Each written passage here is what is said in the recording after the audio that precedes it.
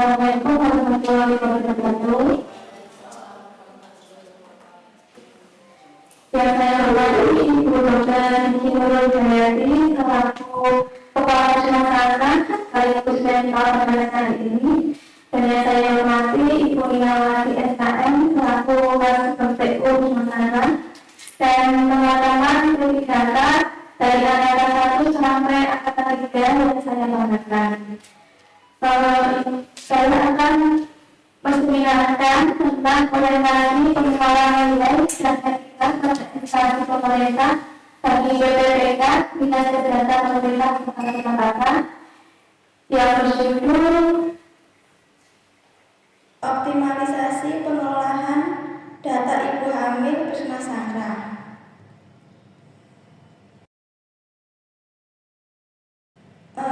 Pertama-tama saya akan memperkenalkan diri. Nama saya Renita Octavia Mulyaningsih, NIP PPPK 1991-17-2023-21-2002, tempat tanggal lahir Sukoharjo 17 Oktober 1994, alamat di Jowogan RT 1 RW 3 Karangasembulu Sukoharjo, jabatan sebagai bidang terakhir dan unit kerja di Puskesmasangka.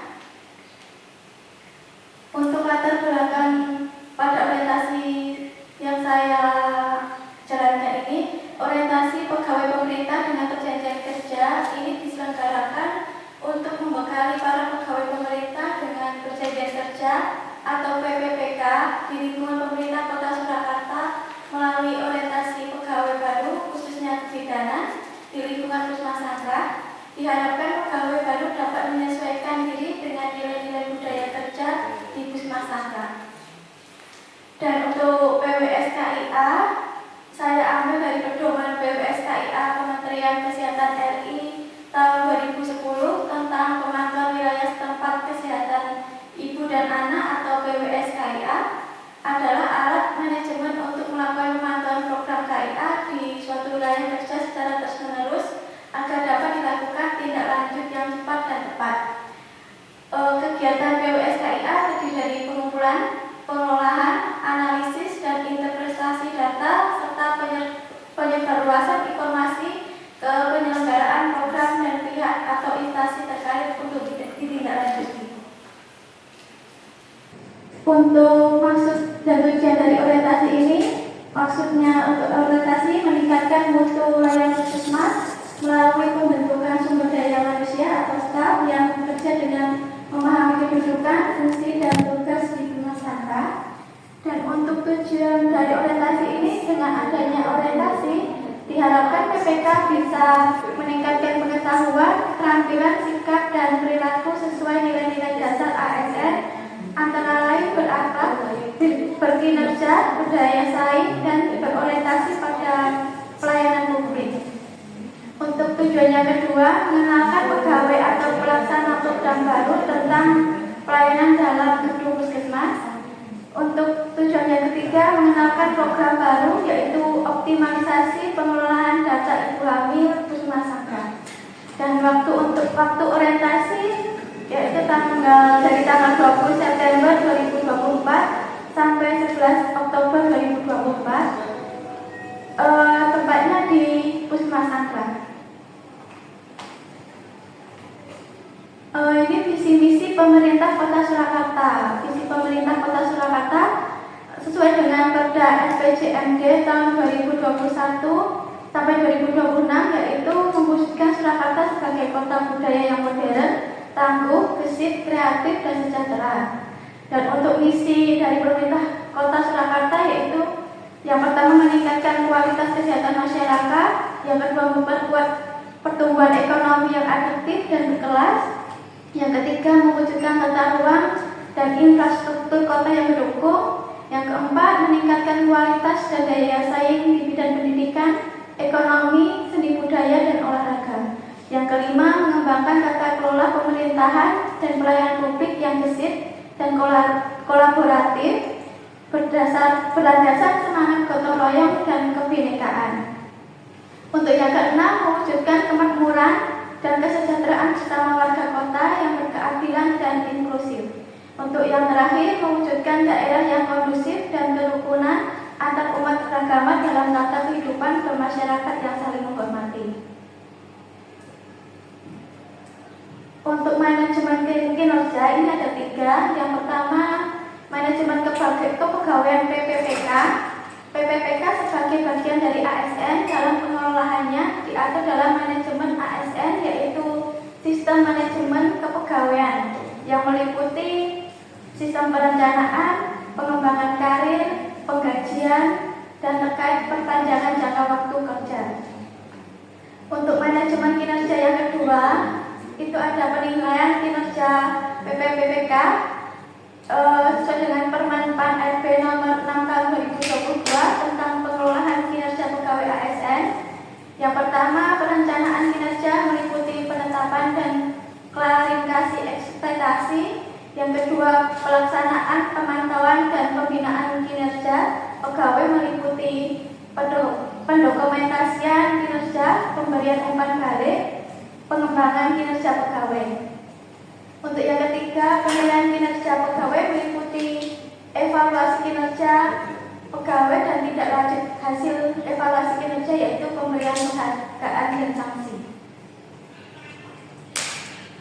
Untuk manajemen kinerja yang ketiga, yaitu disiplin PPPK. Kesanggupan PPPK menaati kewajiban dan menghindari larangan yang ditetapkan. Hal yang berkaitan dengan disiplin. Yang pertama, atasan wajib memantau kehadiran dan kinerja bawahan. Yang kedua, bawahan tidak hadir selama 3 hari dengan alasan yang tidak sah. Atasan harus memeriksa dan memberikan hukuman disiplin ringan. Yang ketiga, pelanggaran dapat berupa ucapan, tulisan, atau perbuatan yang melanggar larangan. Yang keempat, instansi wajib menerapkan disiplin PPPK dan melakukan upaya untuk meningkatkan kedisiplinan. Yang kelima, hukuman disiplin PPPK ditetapkan berdasarkan perundang-undangan tentang disiplin pegawai negeri sipil. Yang keenam, ketentuan mengenai disiplin PPPK sudah tercantum dalam perjanjian kerja PPPK. Ini profil Dinas Kesehatan. Dinas Kesehatan merupakan unsur pelaksanaan urusan bidang kesehatan yang menjadi kewenangan daerah yang dipimpin oleh Kepala Dinas Kesehatan. Untuk Dinas Kesehatan sebagaimana dimaksud pada ayat 1, berkedudukan di bawah dan bertanggung jawab kepada wali kota melalui sekretaris daerah. Untuk Kepala Dinas Surakarta yang sekarang bernama Ibu Dr. Retno Erawati Wulandari. Dan unit kerja Dinas Kesehatan terdiri dari 2 RS, 17 puskesmas, 26 pustu, 1 instansi farmasi, dan 1 laboratorium kesehatan. Ini berikut visi misi profil Dinas Kesehatan, yaitu visinya mewujudkan Dinas Kesehatan Kota Surakarta dengan bekerja ikhlas dan memberikan pelayanan prima. Untuk misi dari Dinas Kesehatan, yang pertama, memberikan pelayanan prima berorientasi pada kesesuaian peraturan perundang-undangan yang berlaku, keterbukaan informasi dan kejelasan. Yang kedua, meningkatkan kualitas SDM aparatur secara periodik dan berkelanjutan. Yang ketiga, mengembangkan sarana dan prasarana serta memutakhirkan teknologi informasi. Ini ada gambaran struktur organisasi Dinas Kesehatan berdasarkan nomor 12 tahun 2023 tentang perubahan atas peraturan wali kota Surakarta nomor 40 tahun 2021 tentang kependudukan. Susunan organisasi, tugas dan fungsi serta tata kerja dinas daerah dapat dilihat pada gambar seperti berikut. Paling atas itu ada kepala, di bawah kepala ada sekretariat, di bawah sekretariat ada subbagian perencanaan dan penganggaran, ada subbagian administrasi dan umum, ada kelompok jabatan fungsional. Terus di bawahnya lagi ada bidang kesehatan masyarakat, bidang pencegahan dan pengendalian penyakit, ada bidang pelayanan kesehatan, ada bidang sumber daya kesehatan. Terus di bawahnya lagi ada kelompok jabatan fungsional, bawahnya lagi ada OPT, UOBK dan UOBM. Ini ada profil Pusmas Sangra. Pusmas Sangra merupakan unit pelaksanaan teknis Dinas Kesehatan yang menyelenggarakan sebagian dari tugas teknis operasional Dinas Kesehatan dan ujung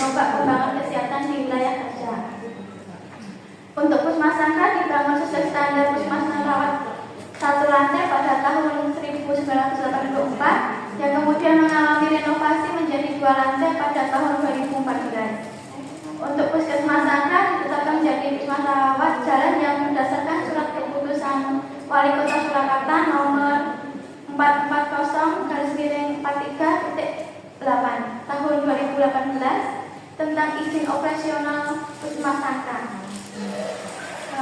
Untuk batas-batas dari wilayah Puskesmas Sangkrah, dari sebelah utara itu ada Kelurahan Gandekan, Kecamatan Brebes.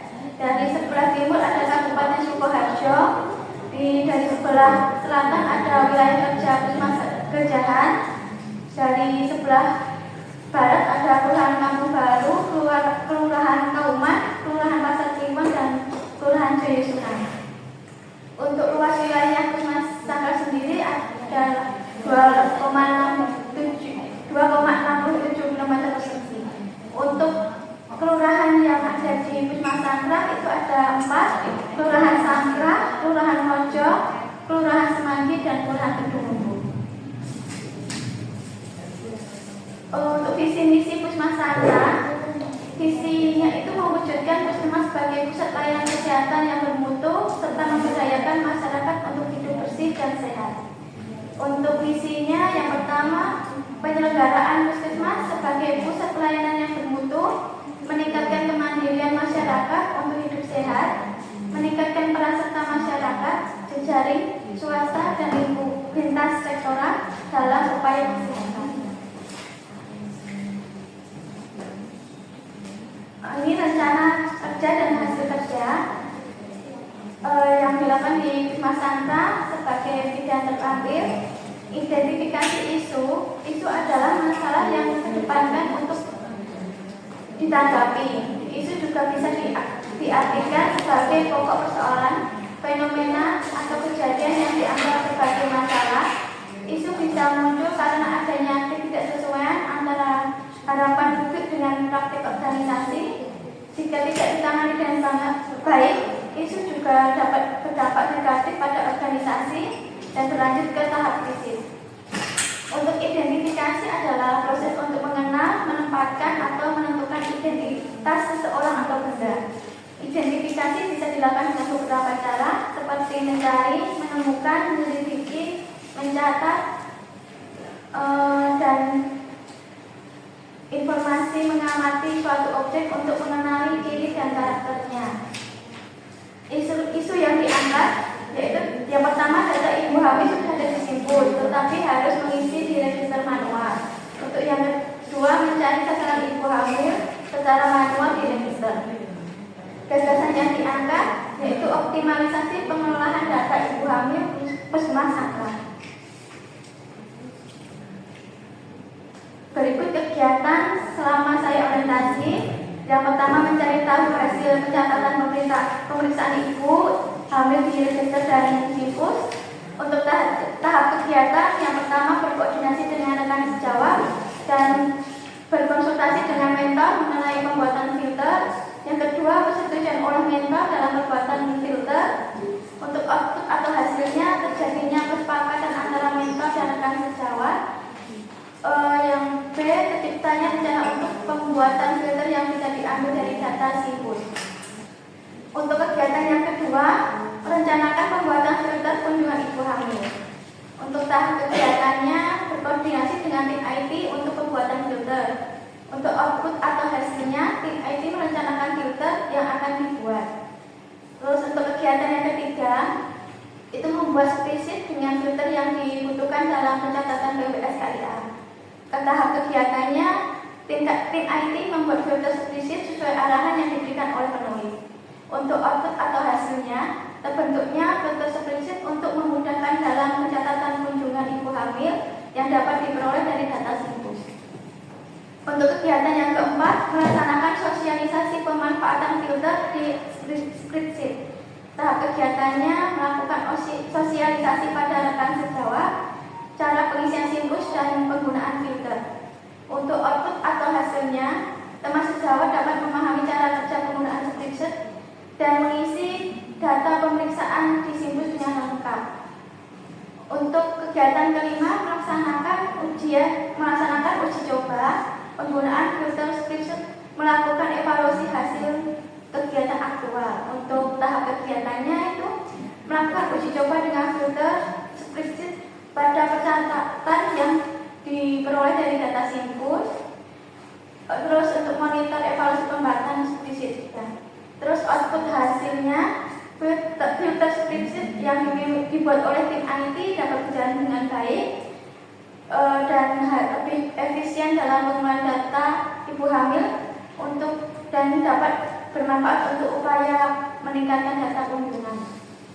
Dari tahap kegiatan yang saya lakukan, kontribusi terhadap visi dan misi yaitu kegiatan selaras dan sejalan dengan visi Kota Surakarta, yaitu mewujudkan Surakarta sebagai kota budaya yang modern, tangguh, gesit, kreatif, dan sejahtera, serta sesuai dengan visi Puskesmas Sandra, yaitu mewujudkan Puskesmas sebagai pusat layanan kesehatan yang bermutu, serta memberdayakan masyarakat untuk hidup bersih dan sehat.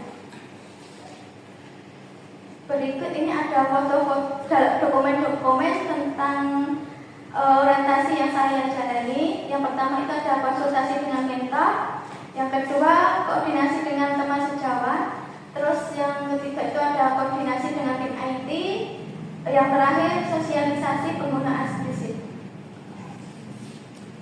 Ini berikut dokumen spreadsheet yang dibuat oleh bidan untuk mendata kunjungan ibu hamil, yang paling atas.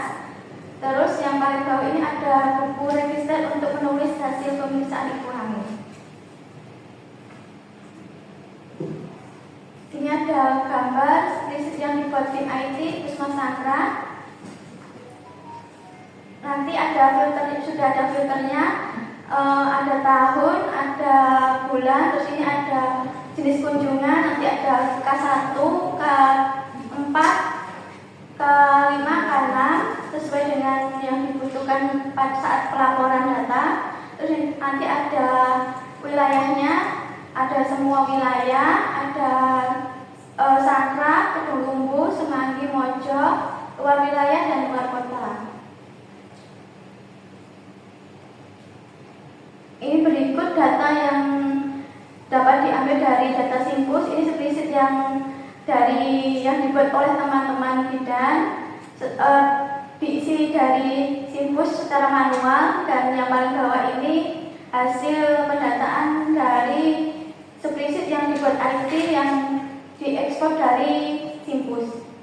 Dapat dilihat lebih mendapatkan hasil banyak dari cara pengisian manual. Dari evaluasi yang didapat dari pemanfaat spreadsheet ini lebih efisien dalam pengumpulan data ibu hamil dan dapat bermanfaat untuk upaya meningkatkan data kunjungan.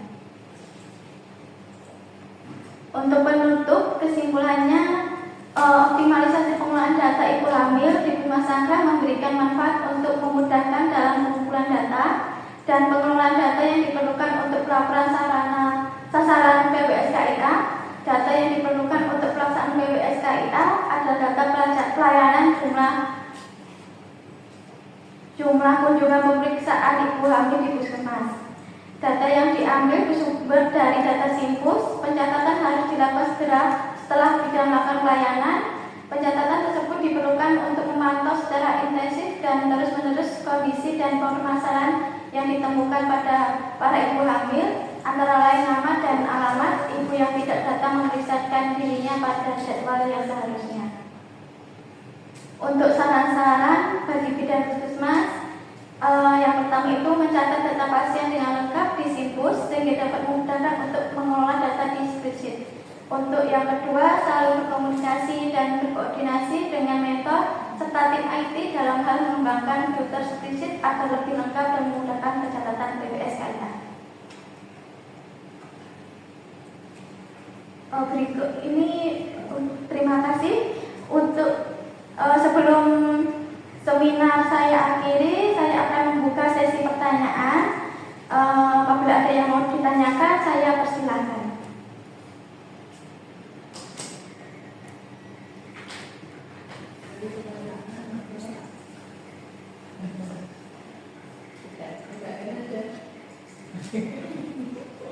Ya, terima kasih. Ya, terima kasih Mbak Renita yang sudah memaparkan hasil orientasinya di Puskesmas Sangkrah.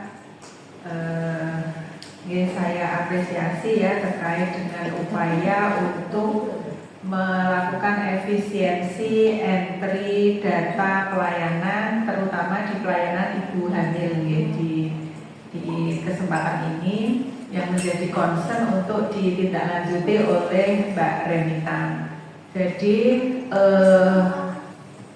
memang harus menjadi harus menjadi salah satu upaya peningkatan pelayanan di puskesmas tentunya adalah dengan melakukan efisiensi di entry data, karena data yang harus diolah gitu ya oleh teman-teman bidan ini sangat banyak, kemudian aplikasinya berbeda-beda. Nah, kalau ini bisa dilakukan efisiensi dengan memanfaatkan Simpus, yang di Simpus itu bisa nanti semua data yang dibutuhkan itu di entry di Simpus, kemudian bisa di breakdown ke form-form sesuai dengan kebutuhan laporan. Tentu ini akan mengurangi waktu kita, mengurangi tenaga kita di dalam kegiatan entry yang selama ini sudah selalu keteteran gitu ya, selalu keteteran di entry data karena saking banyaknya, kemudian pasiennya banyak, kemudian form entry-nya atau item-item yang harus di entry banyak. Nah, ini memang dengan memanfaatkan data Simpus tentu akan mengurangi, memberikan efisiensi yang cukup besar di kegiatan entry data ini. Yang perlu ditekankan nanti Mbak Renita, jadi karena kebutuhan di masing-masing form pelaporan itu tidak semuanya terekam di dalam link atau di dalam kolom yang ada di Simpus, tentunya nanti perlu dikomunikasikan masing-masing form. Kalau bisa nanti ekobot itu kalau memang nanti dia ada data yang harus dimasukkan, itu kita bisa entrykan di Simpus, akan lebih baik. Jadi kita bisa ekspor nanti dari Simpus itu data kebutuhan sesuai dengan yang diminta di Ecohot. Itu yang pertama. Kemudian yang perlu dicermati juga adalah konsistensi di pengisian data. Misalnya kalau dari Simpus itu nanti membutuhkan satu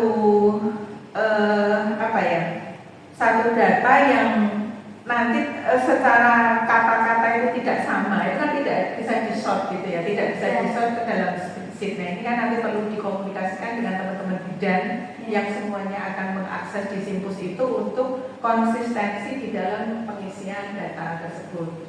Itu yang pertama.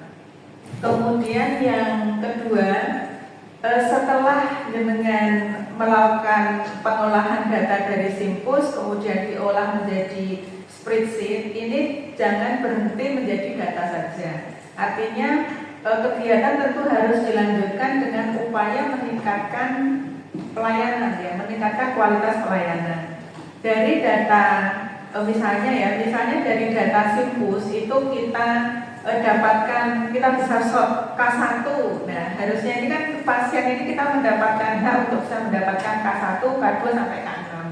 Nah, ini kalau nanti di data K1 kemudian sampai dengan akhir kehamilan di bulan 3 itu dia belum K6, ini mestinya perlu dicari gitu ya. Mestinya perlu dicari yang sudah mengakses K1 kemudian di triwulan 3 kok belum ada data yang bersangkutan itu mengakses sampai K6. Nah, ini perlu ditindaklanjuti. Jadi kegiatan orientasi ini fokus kepada tadi mengumpulkan data, mengefisiensi cara entry data, kemudian ditindaklanjuti dengan pengolahan data tersebut dimanfaatkan untuk apa? Tentunya tadi untuk meningkatkan cakupan pelayanan kepada ibu hamil. Jadi nanti silakan di dalam rencana kegiatan jangka panjangnya itu juga ada memasukkan item pemanfaatan data setelah dari Simpus di breakdown ke dalam spreadsheet tadi. Itu nggih masukan dari saya Mbak Revita. Sekali lagi terima kasih, ini menjadi salah satu upaya efisiensi pengelolaan data, terutama di entry data, dan nanti mohon untuk bisa tetap dimanfaatkan ya efisiensi ini. Jadi saya rasa itu yang saya sampaikan. Terima kasih. Baik, terima kasih atas masukannya dari Dr. Nuri Dayanti. Mungkin saya kira sudah cukup seminar siang hari ini. Apabila ada salah kata, saya mohon dimaafkan. Saya akhiri. Wassalamualaikum warahmatullahi wabarakatuh.